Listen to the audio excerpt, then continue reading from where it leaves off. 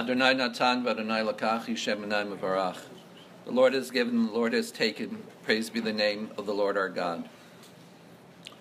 We gather this afternoon to pay our final tribute, show our love for Sarah Bat Uri Shragat, our beloved Jackie. I'd like to begin with the first of King David's Psalms. Ashrei ha'ish asher lo halach be'etzad b'shayim v'derech hatayim lamad, ma'ashav b'leitzim lo yashav. Kim b'torat Adonai chefzo uv'torato yegeh yomam b'layla. V'haya ke'etz shal tu'al palgei mayim asher pe'o yitem b'ito v'le'ler lo yibol.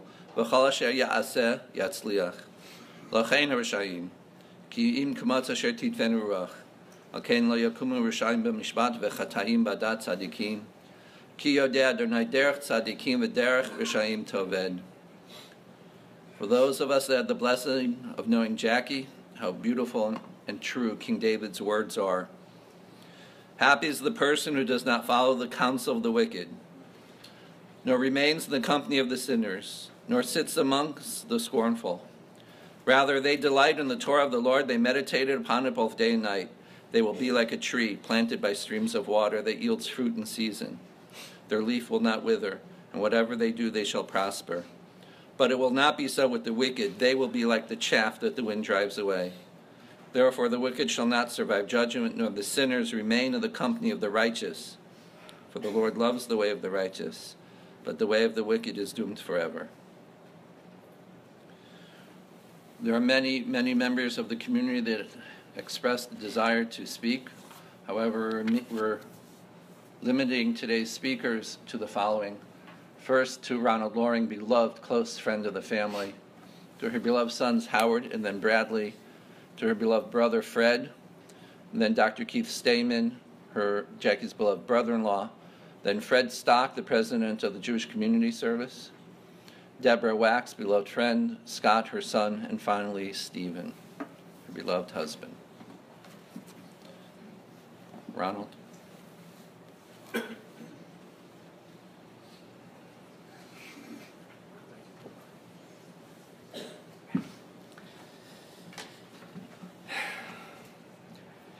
Well, I've been apprised of the fact that many of you who will be speaking today are going to have a tough time getting through what you have to say because of your emotional attachments to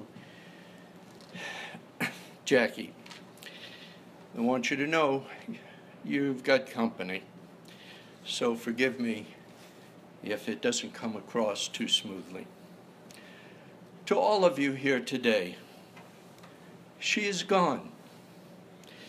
You can shed tears that she's gone, or you can smile because she has lived. You can close your eyes and pray that she'll come back, or you can open your eyes and see all that she has left. Your heart can be empty because you can't see her. You can be full of love for all that you shared with her. To Jackie's children, Brad, Howard, Scott, their wives, grandchildren, mother is a precious word. She's the one that God chose to watch over you, to guide you, to advise you, and to tell you that you are still loved. She's someone you could confide in with a tender touch and a gentle grin. It's so very hard to say goodbye. We wish we had more time to enjoy the gift that her life was to us. The way she touched our lives will remain, and you should keep those memories alive by sharing them with each other.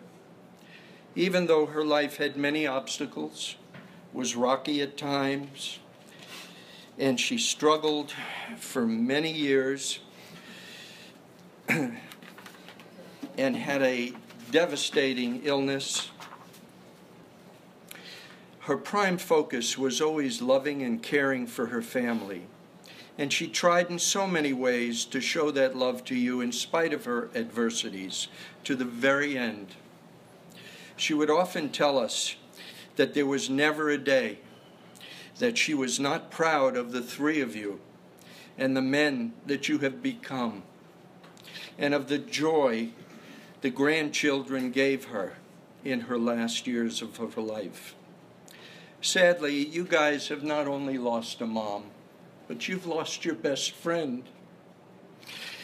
You are her legacy to this world, and it is through you and her grandchildren that she so adored that she continues to live. To Steve, just a whisper in the breeze brought your world to its knees, realizing your worst fears. Without her, you feel numb since the day she was called away. This is what I think Jackie would say to you if she were here today. Hush, my love. Hush, be still. I had to leave you. It was God's will. Hush, my love. Do not cry, for I am standing here, right by. I have not gone for good, you see. I am always right here and by your side. But alas, you cannot see me and all that I give. Hush, my love. I am not dead. I still live. When you feel down or very low, I will pick you up, as I always have. There will be joy and laughter again in your heart, because you will realize we are never apart. I am everywhere you go and in everything you see. I will always be with you and within you. You will sing and dance once more, and bright sunshine will fall upon you and fill you instead of rain. But just a thought to remember me. In each flower, cloud, or bird you see, we are all part of this, you and me. So look at all those things with gentle love and care, and we'll meet again over there. Remember the good times, never the bad. We loved and laughed together and shared. The sad times, remember how precious and dear you are to me. I'm right here with you and within you, if you could only see. I love you, and I'll always be near. Just whisper my name, and I'll be right here. Steve, no mate could have been more loyal, loved more completely, or tried harder to overcome the hurdles that you were confronted with. What you did for Jackie was above and beyond, and showed the deep love you held for her. And you actually extended her life for many, many more years than she would have been able to survive were it not for you. For myself, for Nancy, my family, Jackie and Steve's family, Pixie, Michael, Eva and Keith, Fred and Stella, and Brother Michael, and all the wives, and everybody that I have forgotten today, forgive me. Jackie always kept her faith, and God saw her getting tired. A cure was not to be. So he wrapped her in his loving arms and said, "Come with me." She suffered much in silence with extraordinary courage and dignity. And I would assume that many of you sitting here today never even knew she was sick. But her spirit didn't bend, even to the end. She tried her best to stay with us, but her fight was not in vain. So God took her to his loving house and freed her from the pain. A light from our world is gone, and a voice that we loved is stilled. A place is vacant in our homes, our lives, and our hearts, which can never be forgotten. What can you say about someone who has always been such an essential part of our world for so many years and shared all our joyous and tear-filled occasions? She provided love, strength, morality, inner beauty. She was nothing short of dazzling. What can you say to let her know that she was the best there is, and that you hope you've inherited some of her wisdom, sense of humor, and strength? What words would you say if you ever got the chance to do so? Maybe it would be best to just say that, Jackie, we love you, and a place will be forever set at our table for you.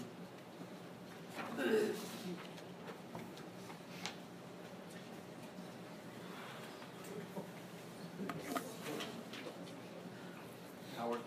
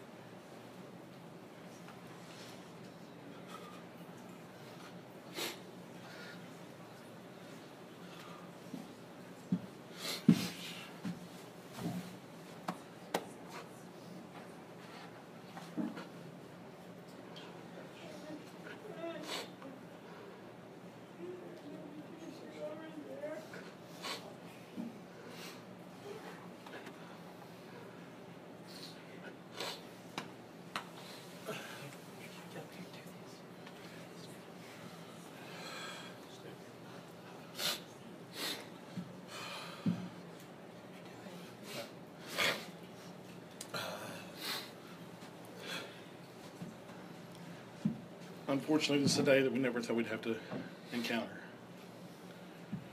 Thank you to each and every one of you that are here, and to those that aren't here that want to be.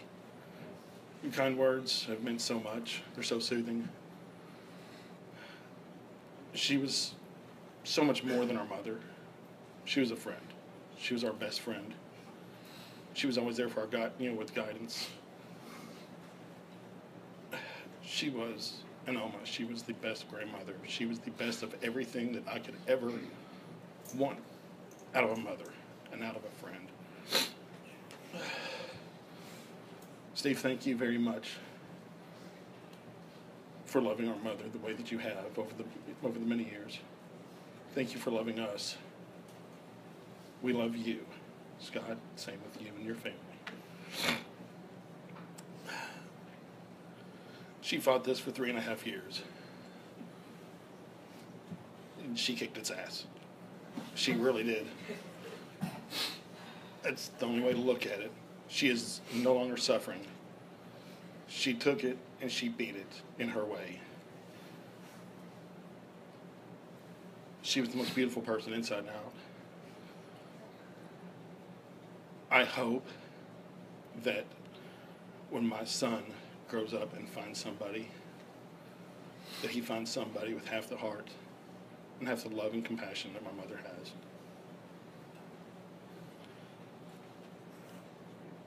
The words no were never in her vocabulary when it came to anything we wanted or asked.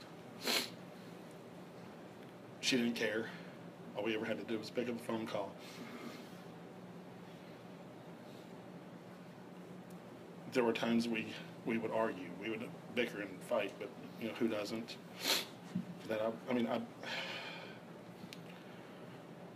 Her forgiveness is all I could ever ask for. Forgiveness for the arguments, the times when I would say something hurtful. Unfortunately, I can't take that back. But thank God I was here with her just a couple weeks ago, and we had our last goodbyes together as of great memories.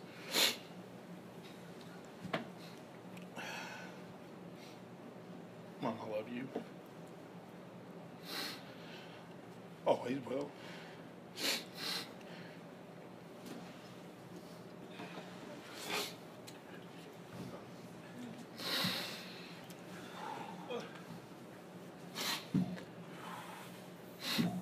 So I'm not going to repeat a lot what Howard said.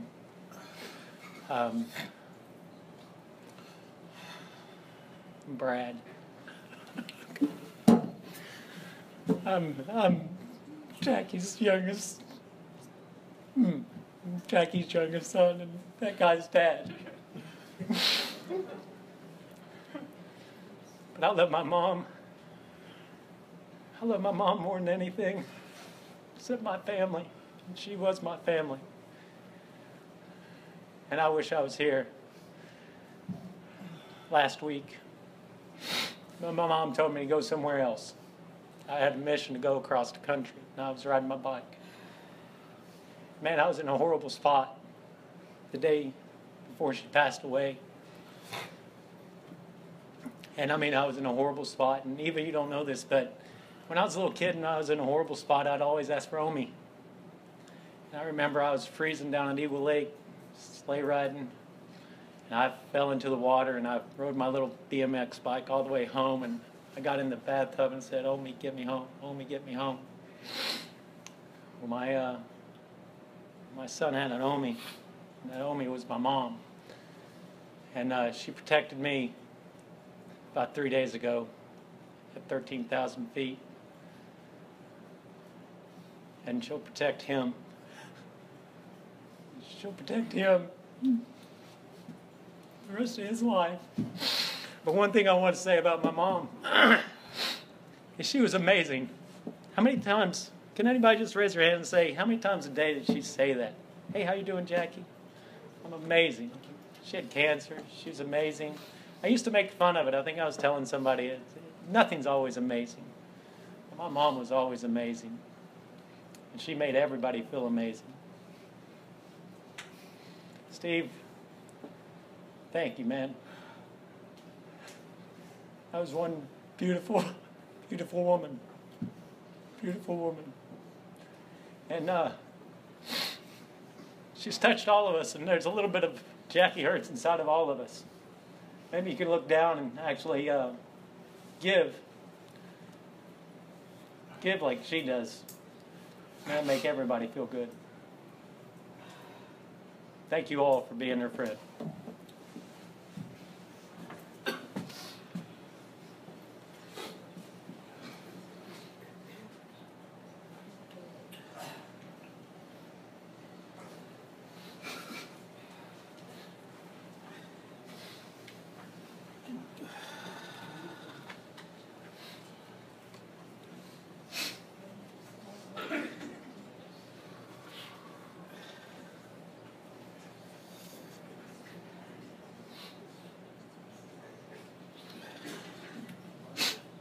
Excuse me, I wrote it on my phone on the way here.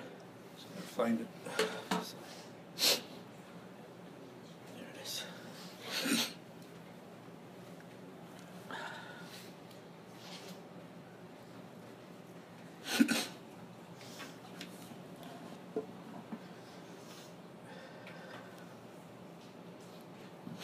Jackie Hurts. Sarah Baduri Shraga, Alea Shalom. The sister I wish I'd known for a lot longer than had a chance to know. Having been born through a second marriage of my father, my mom creating a wedge between my father and his daughters, and physically living far away in different cities, even different countries, I did not have a chance to be close to my siblings. Same with my two other brothers from my mother's side. Not until I was older did Jackie make a constant effort to reach out and try to rekindle a relationship with Dad and to get to know us. Our trip to Miami, my family and I came out here. some of Steve's and Jackie's trips to the West Coast gave us an opportunity to start developing some sort of a relationship.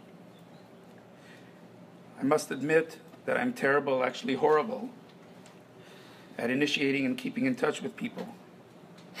But that did not discourage Jackie. Her and Steve always calling to see how things are, what's new, and speculating on when we might be able to get together again.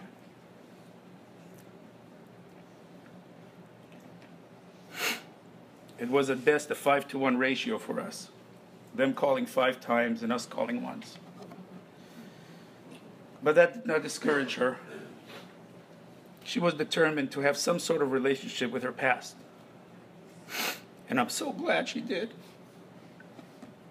The relatively short time we had to get to know each other has given us a chance to connect 2 time periods, to share each other's experiences, and to develop a relationship of mutual concern and respect.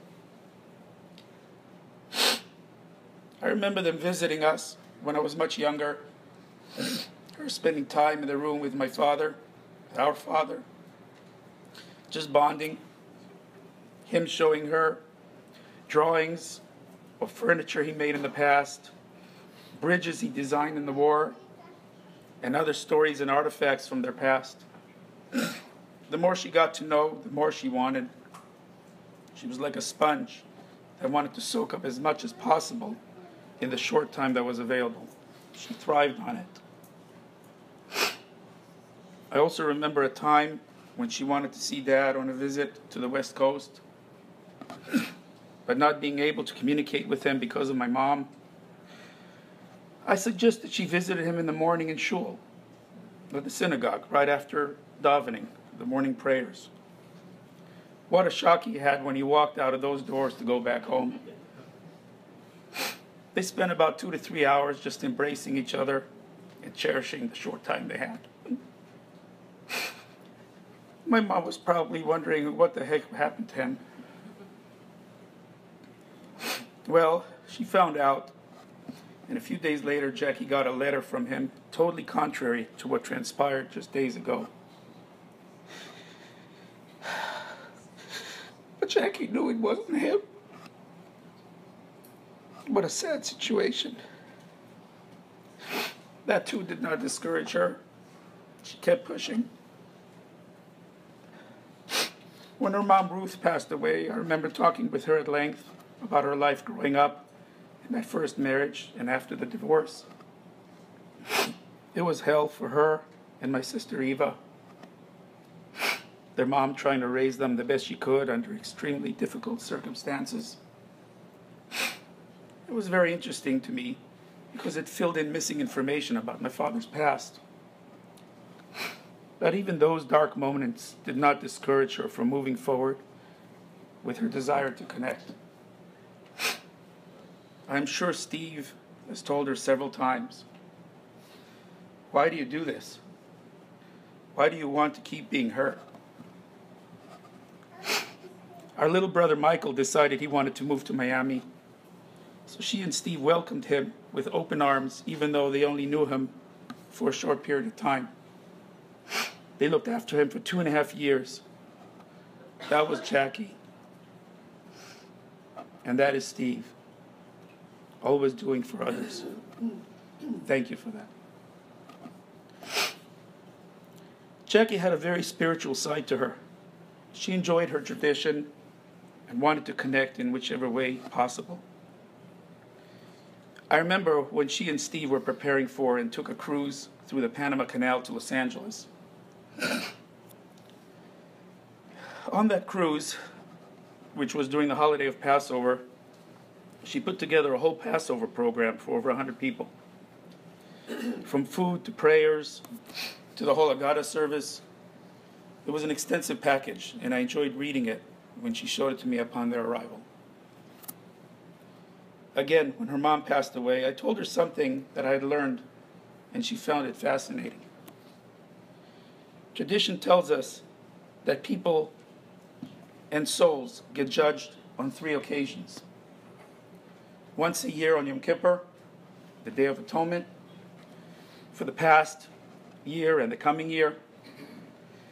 At the end of one's life, for our accomplishments during our lifetime, and at the end of time. It's the third time is the end of time. What is the purpose for the judgment at the end of time? Once we leave this world, what other judgment can be done? We have done what we've done and can't go back and change anything. But we leave our mark in this world. And hopefully the mark we left was a positive one that influences people to carry on a certain way. Every time they do something in our merit, we get credit for it. As well, even after our passing. That is why we do things like give charity in somebody's name, sponsor a kiddush in shul in somebody's memory, so people can say blessings over food in honor of the memory of the deceased. We keep raking up credits well past our lifetime here on earth. Jackie's going to rake up many credits. The mark she has left, the people she has touched, will ensure that they keep doing things to her credit. That is why we need that third judgment, to see what credits our soul has raked up well beyond our lifetime on earth. Jackie, I miss you.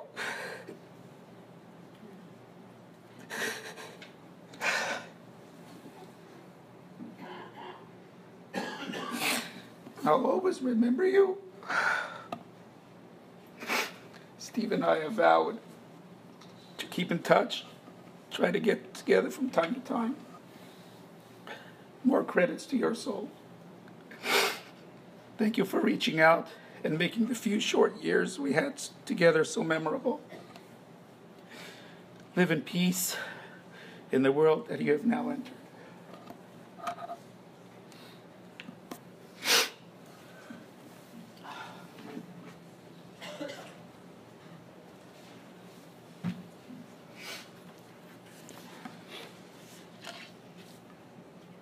Perhaps if we wish to encapsulate my beloved sister-in-law, Jackie Hertz, Sarah Basuri Shraga, Sarah Basrus, we find in Ethics of the Fathers in Pirkei Avot a passage, Aseh Torascha Keva, Emor Ma'at V'aseh Harbe, V'havei Mekabel Es Kol Ha'adam B'Seva Panim Yafas. Make Torah, make Judaism central in your life. Speak little, but do much. And receive everyone, b'sevel panim yafos, with a friendly countenance. Our beloved Jackie was nifter this past Shabbos, as was her mother, my beloved mother-in-law Ruth, also passed on Shabbat. Shabbat, as you know, is the holiest day of the Jewish week. And this is a special, special merit when one is nifter on Shabbos. My grandson Kobe, upon hearing of her passing, said, "What a wonderful woman. Always a smile on her face, always a good word." My daughter Yael, our youngest, my aunt was a fabulous woman. She organized Pesach programs so people could participate in the Seder. She fought a valiant battle. No one would have known. She never complained. To my beloved wife, Eva, there could never have been a better, more loving sister. The two of you were incredibly close, and you did everything in your power to ensure that the time that was remaining was quality time. You had the zechus to be here in the days before her untimely passing, to spend some quality time together. I wish we all could emulate the relationship you had with Jackie. My dear brother-in-law Steve, from the bottom of our hearts we thank you for your incredible courage, your incredible stamina, You took on the hat of doctor in addition to being a lawyer as you fought this valiant battle side by side with Jacque. We will never forget that. There are people who pass through life, they live life, they come, they're gone. There are individuals that leave an indelible imprint on the sands of time and live on despite the physical death. They live on spiritually in those they leave behind. Jacque Hertz was one such individual. Jacque Hertz was a quintessential Eshes Chayil and the quintessential Bas Yisrael, daughter of Israel.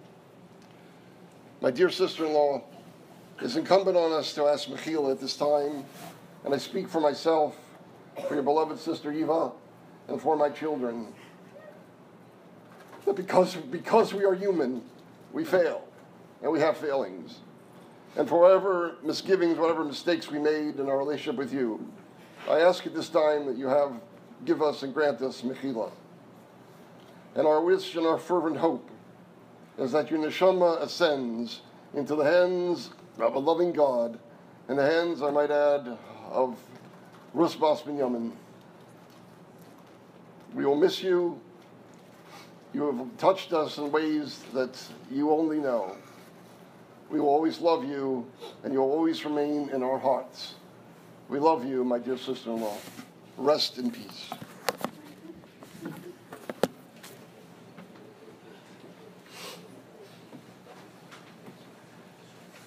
Fred.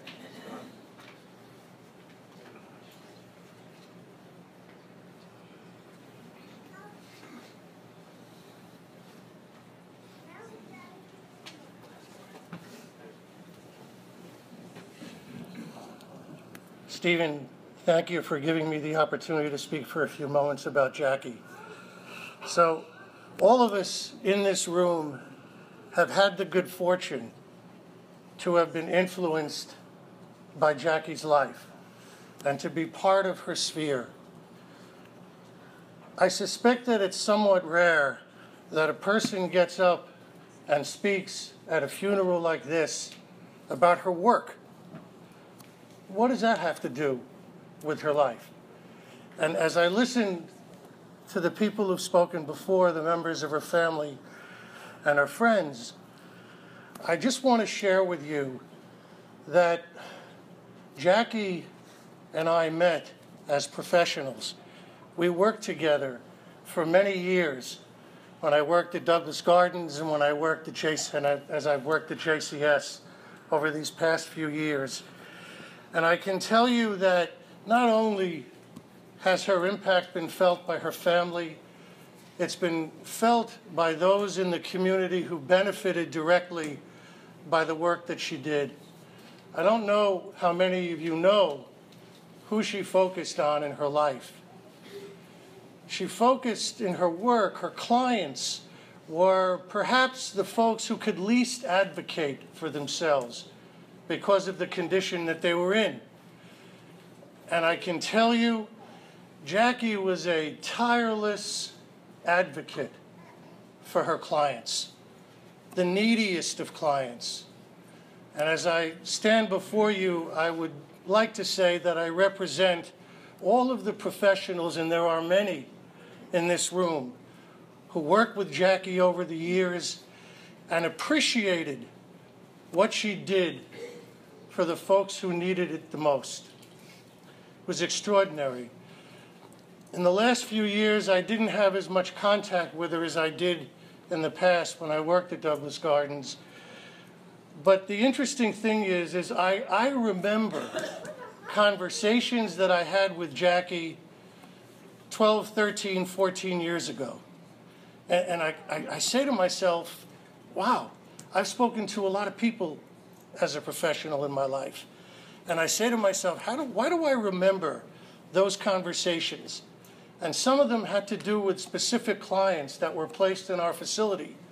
And we would talk about how the home could provide the best care possible for those clients and what I needed to do in order to make that happen. Some of our conversations were general about how caring for older people is so difficult and so challenging, and there's so many obstacles that we face, especially for those people who can least care for themselves, who rely on people like us to try to do the right thing. So I can tell you from where I stand here, the impact that she has had on so many unfortunate individuals in this community can't be duplicated. I miss those conversations. I miss her reminding me, because truly that's what she did. She reminded me why I got into this business and why I do what I do. She reminded me that we're here to help those who are least fortunate, the least fortunate of people, and to ensure that they live lives of quality and dignity. And that's what she strived to do in the work that she did. So while it may be somewhat odd to talk about it here, I just wanted to give you a sense of really the kind of person that she was. It's evident in how her family describes her relationship to her family members, the person that she was. It extended to so many people like me who are fortunate enough to be able to converse with her. I valued what she said. There are many professionals in here who would agree with me. We valued what she said. We took it to heart because we knew that she always had the best interests of the people that she worked with. To me, that's what I respected the most about her, what she gave back to those who are least fortunate. Thank you.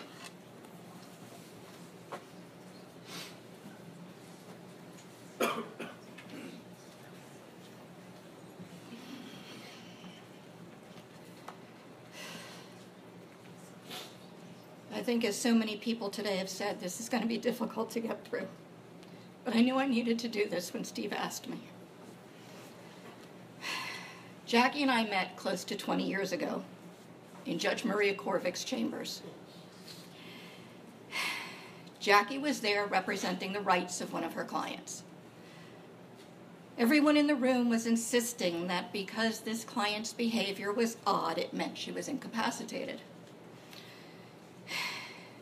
Jackie firmly and staunchly defended her client's right. And what was that right? The woman chose to walk around her apartment without clothing on.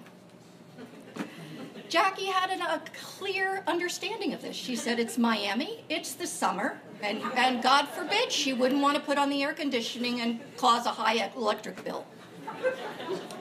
It was from that point forward that Jackie and I became friends.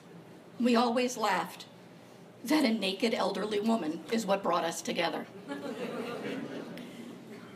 I always felt fortunate that Jackie walked into my life.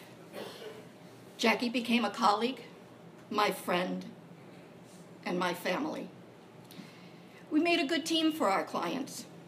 Jackie was the wonderful, caring, and compassionate guardian. I knew my job as her lawyer was going to be made very easy because of her dedication to her clients and her attention to detail. Jackie had the unique ability to make each and every person that she encountered feel special. Her warmth, her kindness, her good humor, and her gracious spirit had a way of touching everyone. I had the opportunity over the last few days to read messages that people shared and posted on Facebook. It's very clear from those messages just how special each person felt that their relationship was with Jackie. Not long into our professional relationship, Jackie and I became very good friends. That friendship blossomed very quickly. We spoke almost daily about life, love, and children. Jackie and Steve became fixtures in our home during the Jewish holidays. Jackie always helped to teach my children and any other guests we had at our table the meaning behind the Jewish prayers and rituals. My children and many of our guests will always remember looking forward to Aunt Jackie's gefilte fish. Eventually, all of us became converts to her gefilte fish, an item most of us had previously looked at with dread and horror. My husband and I went to the theater with Jacque and Steve. We went on a cruise with them. We dined out together. But most importantly, we became family together. I have so many stories and memories of Jacque, and yet I feel so utterly at a loss to properly express just who Jacque was and what she meant to so many. We are all feeling such a deep and sorrowful loss today. And while we will adapt, we will never truly get over our loss. Those we love always remain with us, for love itself continues to live on.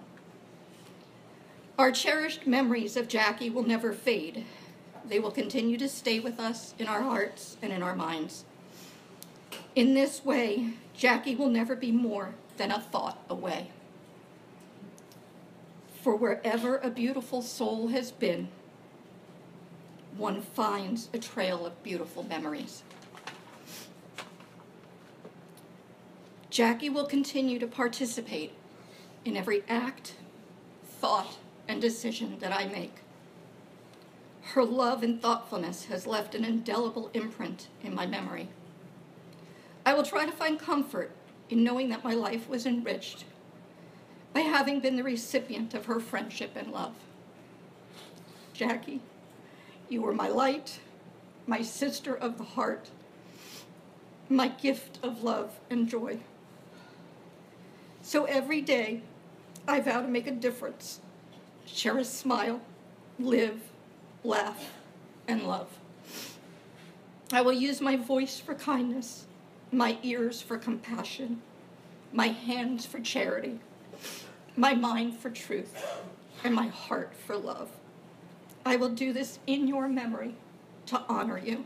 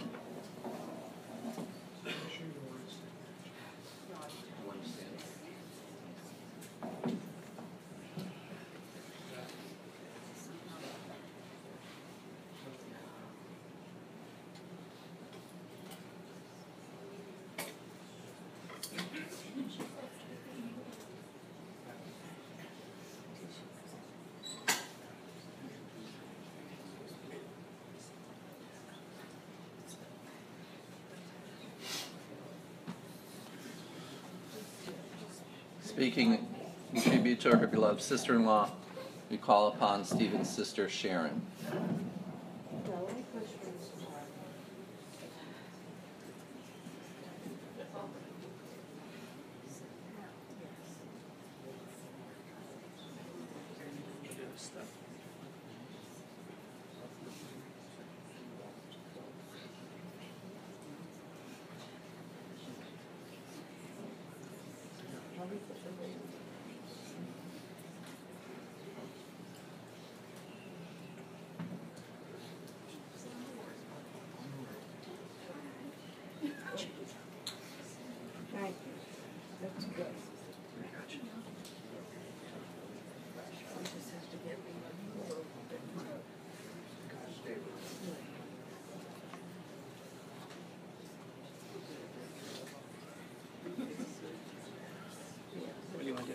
I want to walk around so I can get where I need to go. Okay.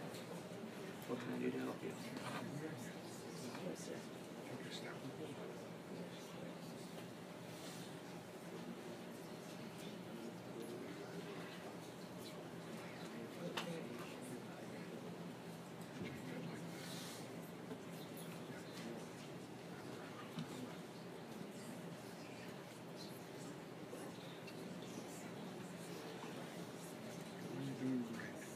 I'm getting there.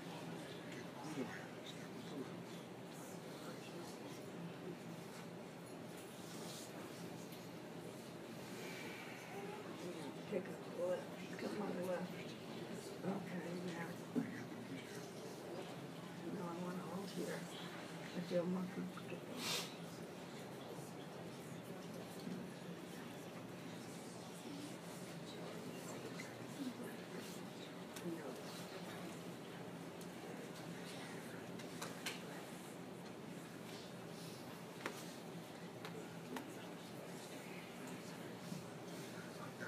And read that.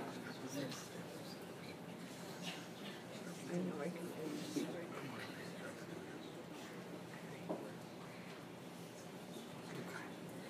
Can we do it from here?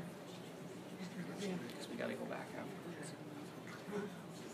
You can do it right from here. Do it right from here. No, I want to be over. Because we've got to we have to hold the timetable. I have to get a little further over. You're good. Right here. Okay, right here. Yep. Thank you all for your patience. I'm sorry about this. It's okay if I stay with you? It's wonderful if you stay with me, Scott. I need that. Thank you. My wonderful nephew. My brother did not ask me to speak, but I asked him if he would mind if I speak, because I consider myself eulogist for the Hertz family. So here I am, unfortunately having to do this again.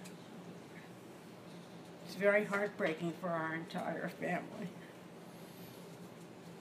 It's easier to write stuff than to talk about it out loud, because we all get so choked up.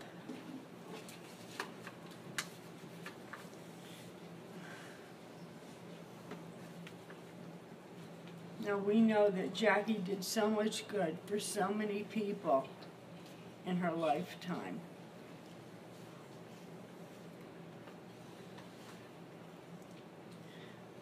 We Hertzes feel this loss to the marrow of our bones.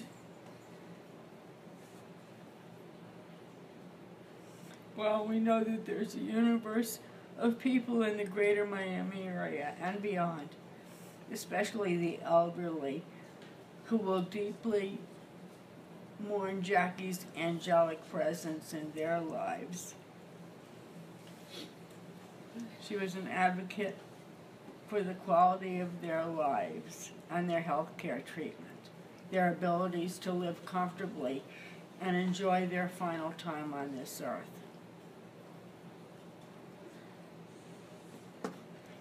Now, many of you know that she has been fiercely and diligently fighting an arduous battle against cancer for many, many years. She would endure everything she had to, while still fighting for the rights of others. But she would endure all the rigors of chemotherapy protocols and finally achieve remission, and we would all breathe a sigh of relief. And then, just as Jackie, I think of her now as Oma, because that was what her grandchildren called her. Both Jackie and I had unusual names for our grandchildren to call us. Jackie is Oma, and I am Yaya. So, and she would just go back to resuming her life's work for the elderly, but also enjoying as many good times as possible with her family and dear friends. But before you knew it, this ugly cancer would come back, and Jackie would jump up and start battling over and over again to win.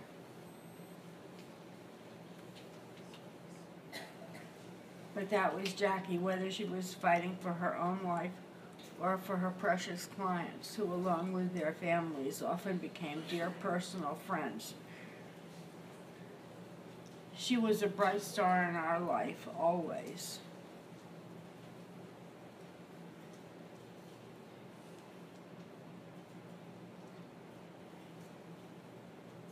I just lost my place. Okay.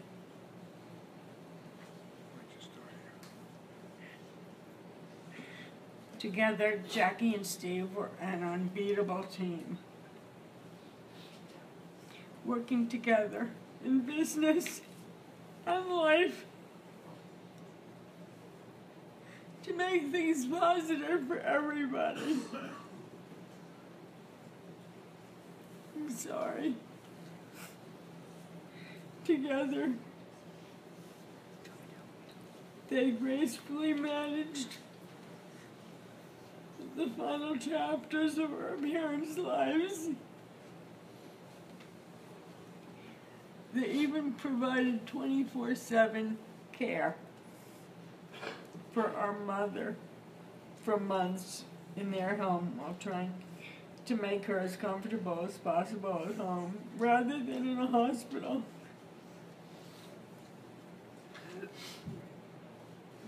And Mom passed away peacefully in 1998, 6 years after our father.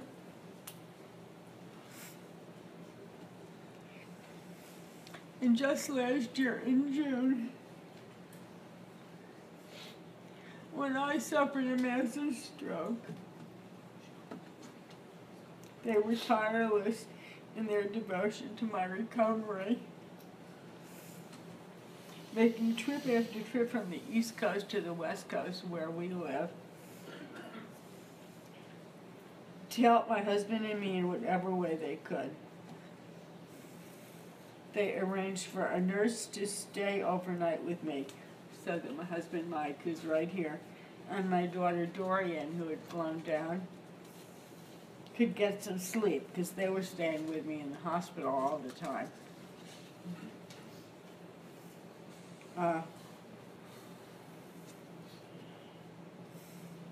And ever since that time, Jackie and I have been very closely in touch, supporting each other. We would talk every night just to see how each one's day had gone, whether I had accomplished anything worthwhile, and whether she got any good news or found out something about how she was doing. And finally, we had told each other that was our "you can cry here" zone. We're allowed to cry. Because everybody would always tell anybody who's sick, people would tell me all the time, stop crying, think about what you have, not what you've lost. But Jackie and I allowed each other to cry in pain or in fear. But those calls quickly became, after not too very long, they became not "we can cry." They became, "we're terrific, we are amazing, we are strong, we're going to beat all of this. We're going to do all kinds of neat things together. I'll be back on my feet, I'll be dancing. I'll be making noise, I'll be doing all the crazy things I used to do. Just wait, it's going to happen." And our talks, instead of every night, they became our Shabbat Shalom talks. And we would check up on the week. What, where are you going with this? You're doing great. Just keep going. You're doing great. Okay, thank you. Much able to see is light. Right here. Okay. You're right here. You've covered all this. Okay, Right here. okay.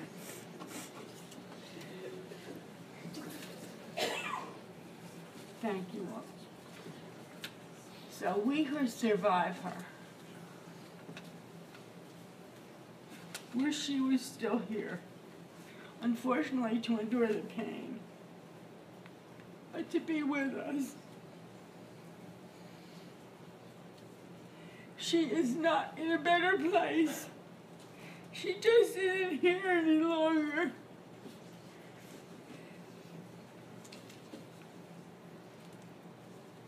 Forgive me.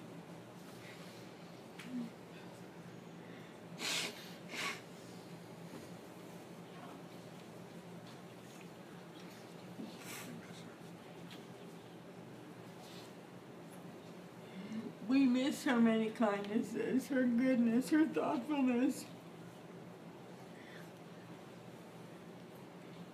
Her ability to step in and easily chant Hebrew prayers so perfectly, as we all struggled mightily to do the same thing.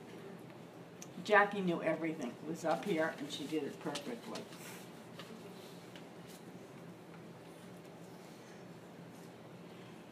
So we already miss her terribly. And we'll cherish our memories of her luminous smile,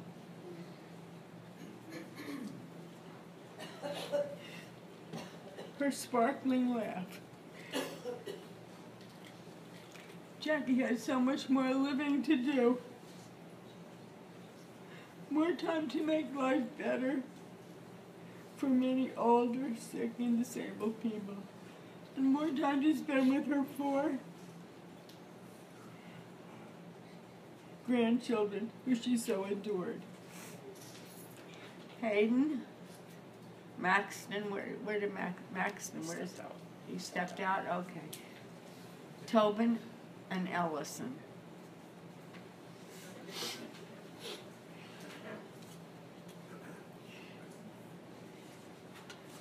She needed more time to visit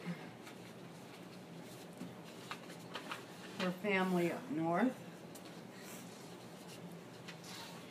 and more time to spend relaxing at our home in Cape Coral on the West Coast. Jacque and I had great plans. We were waiting to cobble 2 days together when she didn't need a treatment, so that she and Steve could come over and hang out, because they always loved coming to our house. Okay. We never got to do that. Oh my dear God. We surely didn't expect this. That she would take such a serious turn for the worse. We weren't ready for this. Not at all. Our hearts are just broken. We all love Jacque, and we'll never forget her. May God bless her angelic soul forever and ever. Okay. I have to blow my nose before I even try.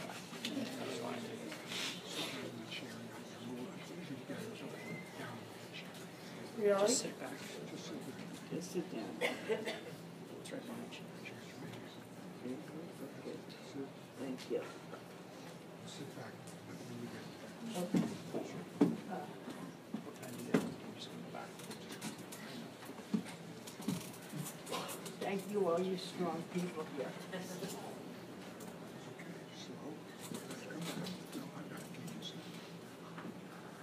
Thank you for helping. Appreciate it. Just need that paper. I gotta go back.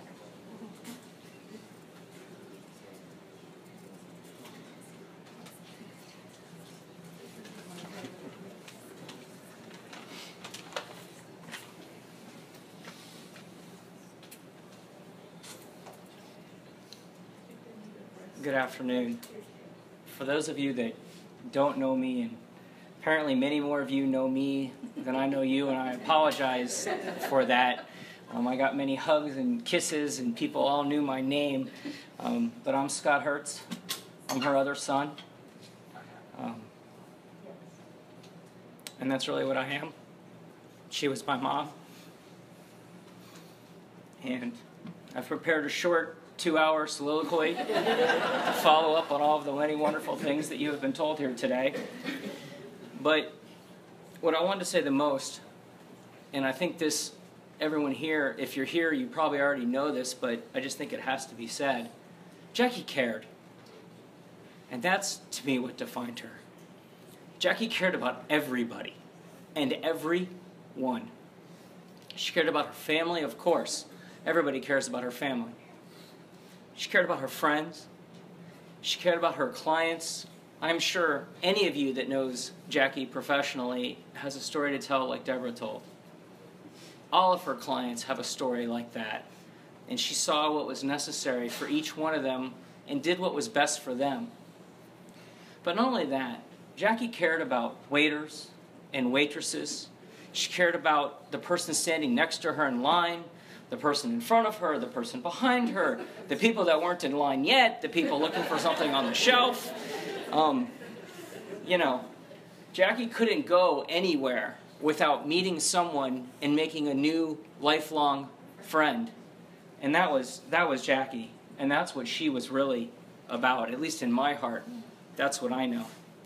And Jacque liked to make people happy.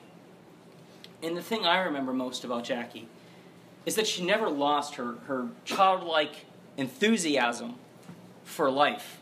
I remember her not so many years ago when she was told, we were somewhere with my children, and she was told she couldn't go in there because it was only for children, and she started jumping up and down. And when I say jumping up and down, I don't mean casually jumping up and down. I mean like she was on a pogo stick jumping up and down, screaming at the top of her lungs, I'm a kid, I want to go in. And who here thinks Jacque did not go in? Of course, Jacque went in. And that's what she was about. She saw the good in life and the fun in life, and I'm glad you're laughing with me, because in my heart of hearts, that's what Jacque would want us to do and want us to remember. Yes, we're sad for her loss, but she was all about the good in life and the fun in life. But Jacque never backed down from a challenge. There was no fight that she was afraid of. But most of all, she loved. Most of all, she loved. And I would imagine if you knew Jacque, you've been hugged by Jacque. And when Jacque hugged you, you knew you'd been hugged.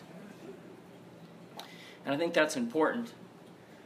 And the last thing that I want to tell you about Jacque is how important it was to her to be Oma, to be a grandmother, to pass things on to the next generation, to share this love of life that she had and the importance of all people, and how you can just take a very, very small amount of time, even someone as busy as Jacque, with as crazy a schedule as Jacque, and as many phone calls as Jacque would get. We all know what would happen when you're with Jacque and her phone would ring. But Jacque always found time somehow for everyone. Everyone always felt special in her presence. And I would ask all of you to remember her that way, and to go through your lives doing what you can do to make other people feel special in your presence, as she did when you were in hers. Those are the things I think are really important about Jacque. Much has been said. I will leave the other hour and 50 minutes of my soliloquy for another time.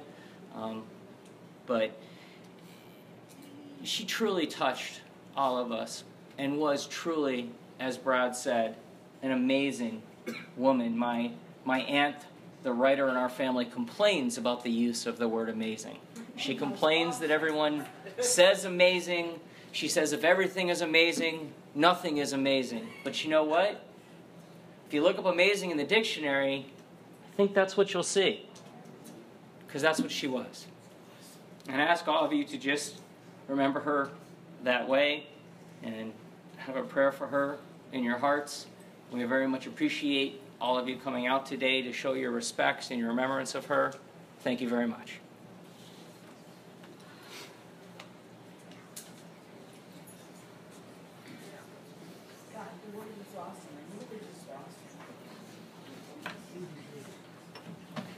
You all right? Yeah.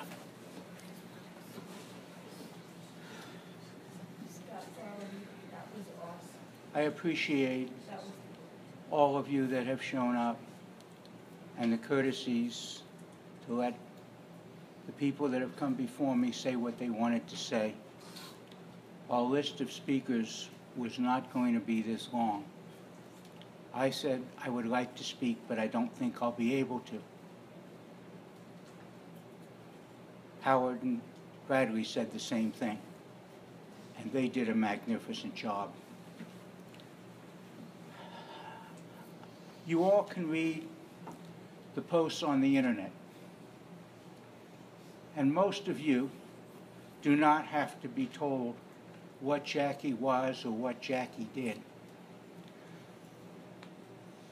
But the comment that I have heard from so many people is, this was a total shock. I had no idea. What I wanted you to know about Jacque is, besides the family and a few close friends, no one knew she had cancer. No one knew that she was in the hospital, sometimes up to 35 days.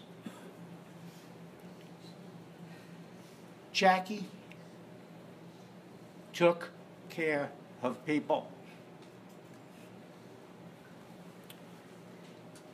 In his last hospitalization, the hospital's computer system, which they use for medical records, was open to Jacque, and she's sitting in the hospital, connected to her office computer, working away, taking every phone call on her mobile, so no one knew she was in the hospital. We had plans to go to the Florida State Guardianship Association convention, had the hotel room.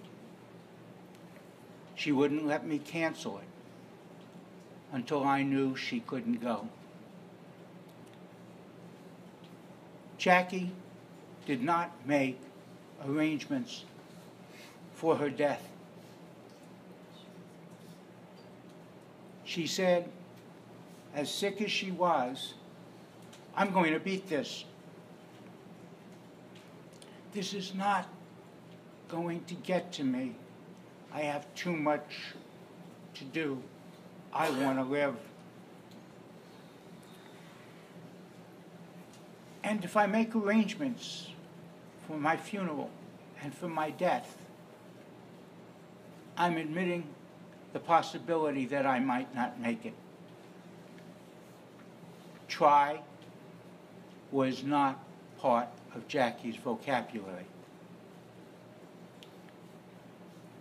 In her life, the important thing was doing.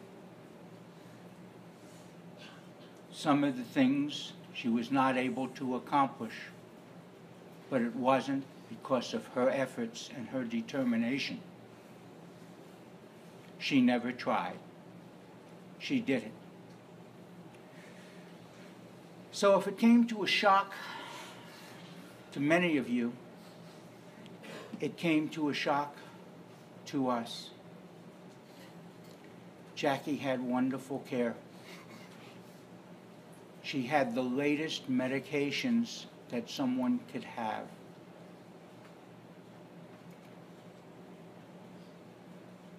But with the best doctors, the best medicine, there are things that happen that are beyond our control. Both Jacque and I now don't say to people, have a nice day, because that depends on your own attitude. When we leave somebody, even somebody clerk in the store, who says, have a nice day, our response is, have a healthy life. If you're going to wish for something that's beyond your own control. The rest of your life is up to you. I don't want to go talk about Jacque's work. You all know that. But there are many attorneys in the room. And I want you to know that besides being a professional guardian and a businesswoman and having Angel Care Management, which was a care management company, Jacque was a paralegal. She was an administrator of a multi-state law firm. By way of aside, I'll tell a funny story about Jackie. When she was very young, she had to write an essay. And she wrote an essay and got an F. And Jackie said, "Why?" And the teacher said, and I don't remember whether she was 12 or 14, because a 12-year-old or a 14-year-old could not write that way. You had to copy it from somewhere. Jackie didn't copy it. Having an attorney as her husband was very difficult for Jackie. In more ways than one.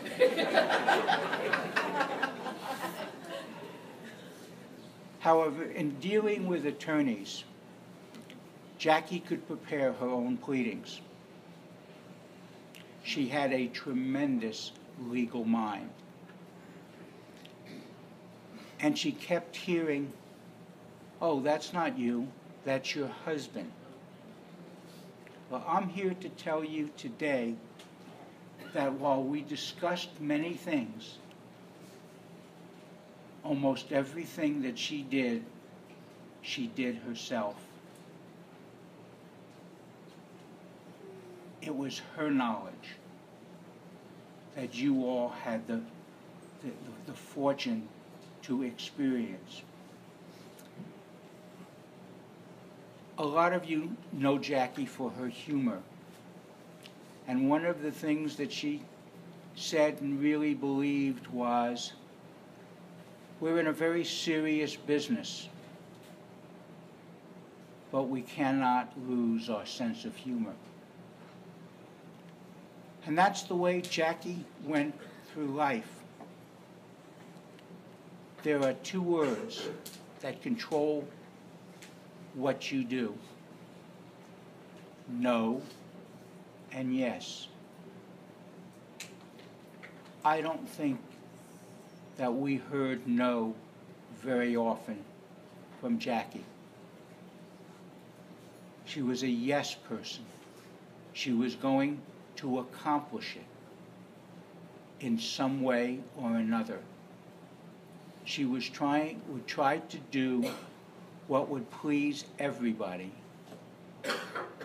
or the most of everybody.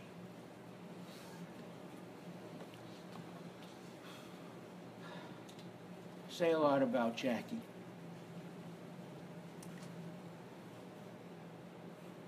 I want to talk for just a few minutes about family. In this room is Jackie's ex-husband.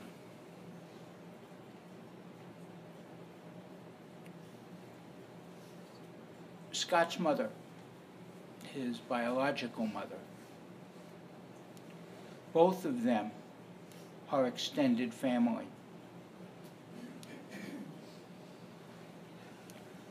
We would come to see the kids, and Steve would pick us up at the airport. Steve, by the way, is a beach boy, even though he now lives in Kentucky. Steve welcomed both of us into his home to stay there. And the same thing with Scott's biological mother. If we went to see Scott and Andrea, and her mother was also down because it was a holiday, and Pixie had, or Sharon as she's known now, you're still Pixie, okay, had guests staying in the house, we stayed at Margie's, my ex-wife. And we all had Thanksgiving dinner together, or whatever the holiday was. And from you, all you, if you come from a broken family, a divorced family, let me tell you that it is a pleasure to have an extended family where everyone gets along. You heard what Scott said. She's my mom. Jackie never tried to become his mom, he has an excellent, beautiful, caring, smart mother. I wouldn't have married anybody else.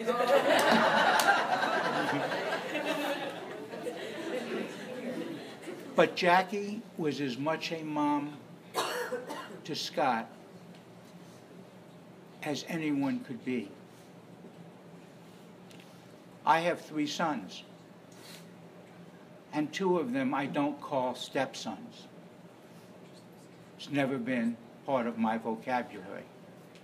They're my sons. If you ask Jackie how many kids she had, she would tell you she had 5. Scott, Howard, Bradley were 3, and I was 2.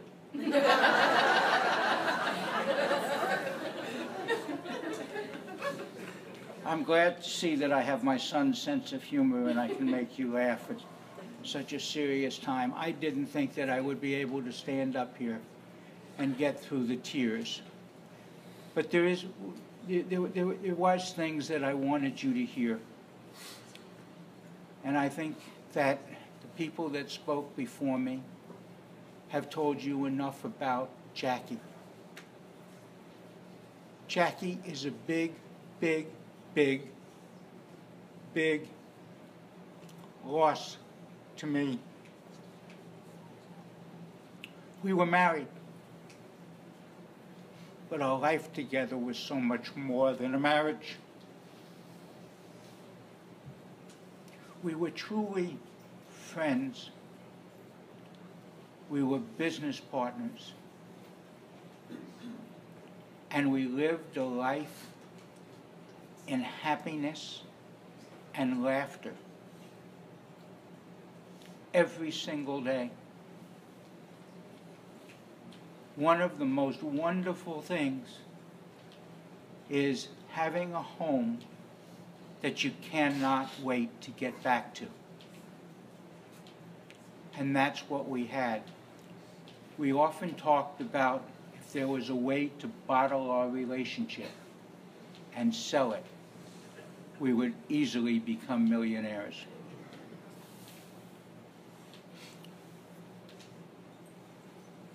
It's going to be very hard for me, but it's also going to be hard for you. You have lost someone that cares about each and every one of you and was a tremendous asset, either friendship-wise or business-wise. In some religions, in some marriage ceremonies, they say, "Till death do us part." You've all heard it. I tell you now, death does not do us part.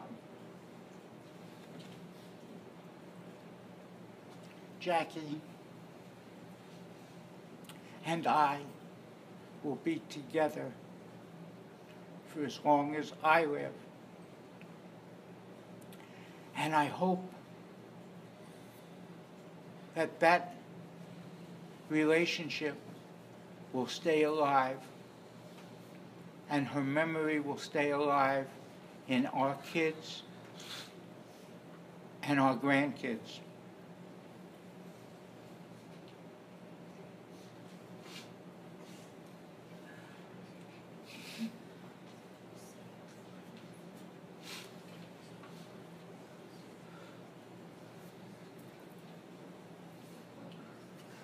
I don't want to say goodbye,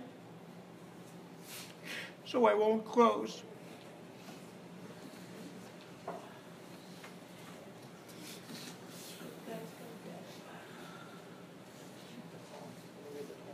Oh, real quick. Wait. This is what Jackie, very brief, I'm sorry. My father tells me that Jackie had to go to many funerals. And when she did, there was a particular poem that she would read for people, and he wanted it read today for Jackie. The name of the poem is We Will Remember Him. It's adapted from the Yiskra service, and my dad has slightly modified it for today. When we are weary and in need of strength, when we are lost and sick at heart, we will remember Jackie. When we have a joy we crave to share, when we have decisions that are difficult to make, when we have achievements that are based on hers, we will remember Jackie. At the blowing of the wind and in the chill of winter, at the opening of the buds and the rebirth of spring, we will remember Jackie. At the blueness of the skies and in the warmth of summer, at the rustling of the leaves and in the beauty of autumn, we will remember Jackie. At the rising of the sun and at its setting, we will remember Jackie. As long as we live, she too will live, for she is now a part of us as we remember Jackie.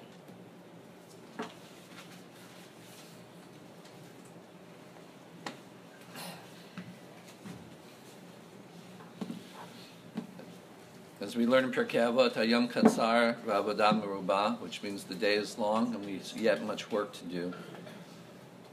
However, I did want to mention a few things. First of all, I've known Jackie approximately 25 years.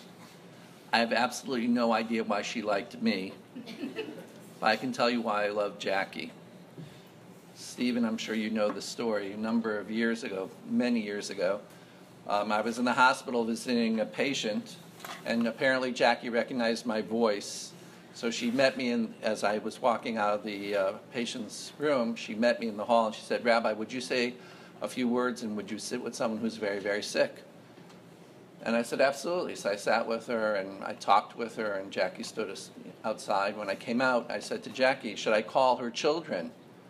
So I go, "Well, I don't know." I said, "Well, do you have their number?" She goes, "No." So why don't you have their number? She goes, "Because I don't know her." So what do you mean you don't know her? My client is in rehab and used to be her in the same room with her. But when I heard she had no family and no one, I've been coming to visit her. So I have no idea why Jackie liked me, but I know why I love Jackie. Keith, you mentioned that very beautifully, that it is a zechut, it is a merit to pass on Shabbat. But this past Shabbat was also Tisha B'Av. And Tisha B'Av, the 9th of Av, is the worst day of the Jewish calendar. Everything bad that ever happened to the people of Israel happened on Tisha B'Av. I could stop right there. The worst thing that happened to the Jewish people happened on Tisha B'Av, the taking of our Jackie. But specifically, I want to make sure that you understand that the second Beit HaMikdash, the second temple, was the first, the second. They were all destroyed on Tisha B'Av. The expulsion from England, the expulsion of the Jews from Spain happened on Tisha B'Av. The dedication of Treblinka and the execution of the Jews that started in Auschwitz was on the 9th of Av, all this day. That was the day that Jackie was taken from us. But specifically, the rabbis explained that the temple, the second temple, was destroyed because of sinat chinam, because of baseless enmity, one person for another. And the rabbis explained the only way we'll be worthy of the coming of the Mashiach, the coming of the Messiah, and the rebuilding of the Holy Temple is ahavat chinam, which means baseless, groundless love, one person for another. If it was hatred that destroyed the temple, then it's only love that will rebuild it. And that's why the Jewish people look at a calendar. We look at the day of the week when a person passes away. Jackie was taken from us on Tisha B'Av, the day when hatred caused destruction.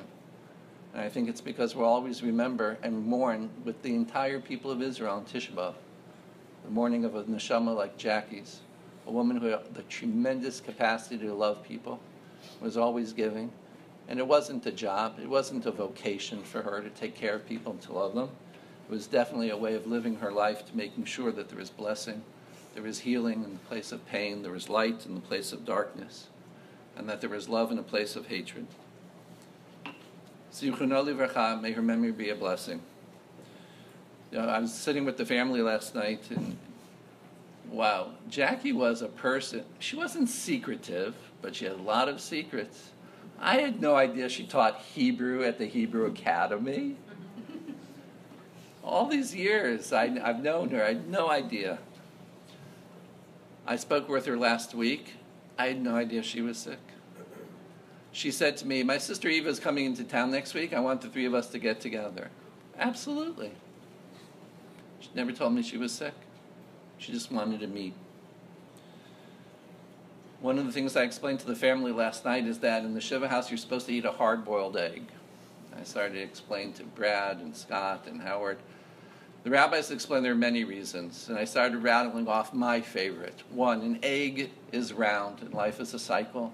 One generation goeth, another generation cometh. But also an egg, a hard-boiled egg, an egg is unique because it's the only food, the more you boil it, the harder it becomes. When confronted with pain and suffering in difficult times, we, the children of Israel, more so than any other nation, know the importance of being strong in the face of adversity. And I think if we live our lives like Jackie did, all this difficulty that she had and experienced in her life, she remained strong.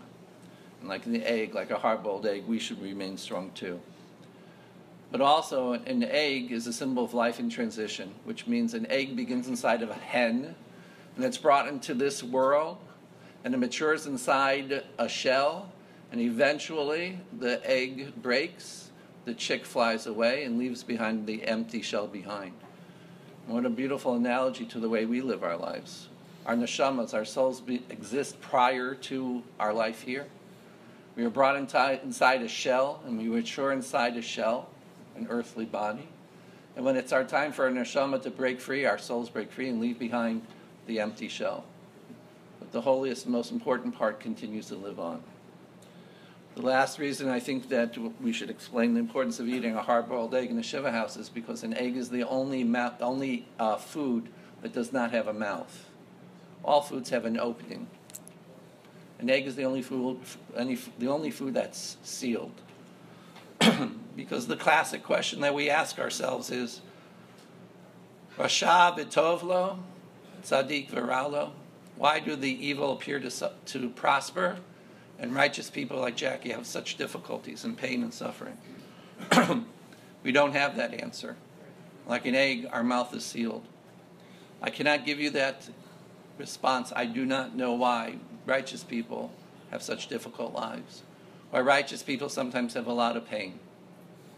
However, the book that Rabbi Kushner wrote is not why do bad things happen to good people. The book is entitled, and appropriately we should learn from it, when bad things happen to good people. We cannot control the bad, but we can control how we respond. And as so many of, I believe it was Fred, her beloved brother, who expressed the importance of responding to pain and suffering in the world by acting like Jackie, by bringing zechut to her neshama, merit to her soul. Act like Jackie. Maybe we should have bracelets made. What would Jackie do? Because if we live our life like that, bringing love to people we don't even know, bringing healing to the sick and light to the darkness, then truly Zichrono Livracha, the memory of our beloved Sarah Bat Uri Shraga Beirut will be a blessing not only to her family, not only to the community that loved her, but to the entire world. Amen. Please rise. Immediately after the final interment, which will be at Lakeside, the family will be sitting Shiva at the Loring home, 907. Again, 907.